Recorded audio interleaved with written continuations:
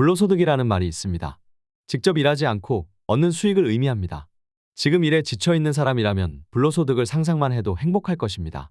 하지만 잘 따져보면 이 세상에 불로소득이라는 것이 존재하기는 어렵습니다. 아무것도 안 했는데 어디서 돈이 나올까요?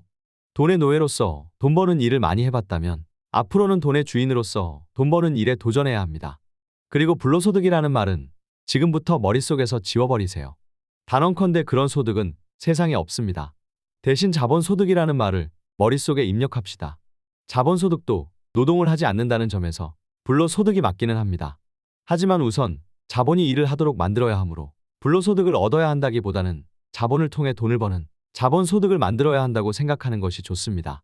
내가 일할 때 돈도 일하게 하라. 그럼 대표적인 자본소득에는 무엇이 있을까요?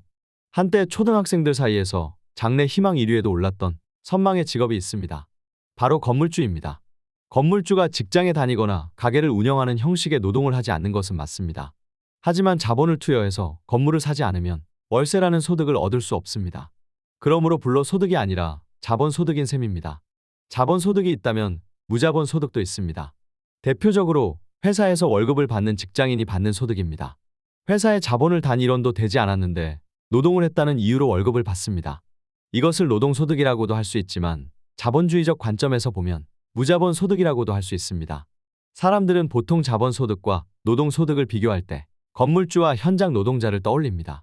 이들의 소득 구조를 비교하면 인생이 매우 불공평해 보일 수 있습니다. 건물주는 매일 놀고 먹으면서 쉽게 큰 돈을 벌고 노동자는 한여름 더위에도 벽돌을 쌓고 철근을 나르며 땀을 뻘뻘 흘려야 돈을 받는 것 같습니다. 하지만 예시를 다르게 들어보면 생각이 조금 바뀔 것입니다. 먼저 이제 막 부동산 투자를 시작한 사람의 자본소득입니다. 처음에는 자본이 부족하므로 하루에 20km씩 걸어 다니면서 싸게 나온 빌라를 찾습니다. 싸게 사서 값이 오르면 되팔 생각입니다. 주로 아주 싼 지하 빌라를 사기 때문에 집을 깨끗하게 관리해줘야 합니다. 비용을 아끼기 위해 직접 장판도 깔고 곰팡이도 제거하고 도배도 합니다.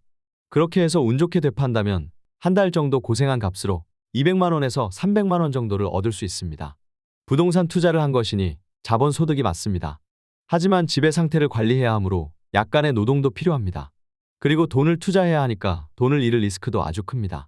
이번엔 인기 가수의 노동소득입니다. 행사장에 한번 가면 5분 정도 노래를 부르고 1억 원을 받습니다.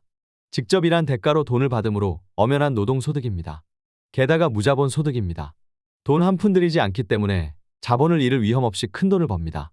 결국 무조건 자본소득이 부가가치가 높고 돈을 많이 벌 수 있다는 생각은 편견입니다. 마찬가지로 노동소득이라고 해서 무조건 자본소득보다 가치가 떨어지고 고되며 돈도 많이 벌 수 없는 것이 아닙니다. 직장인이든 전업투자자이든 관계없이 돈을 얼마나 효율적으로 잘 버느냐가 중요합니다. 우리가 기억해야 할 것은 하나입니다. 지금 노동소득을 얻고 있다면 돈 공부를 제대로 해서 자본소득도 함께 얻어야 합니다. 나도 노동력을 투자해서 돈을 벌고 내가 가진 돈도 나를 위해 돈을 벌어다 주도록 시스템을 구축해야 합니다. 그러면 비로소 돈으로부터 자유로워질 수 있습니다. 노동소득과 자본소득이 맞벌이하는 구조를 만들어내야 합니다.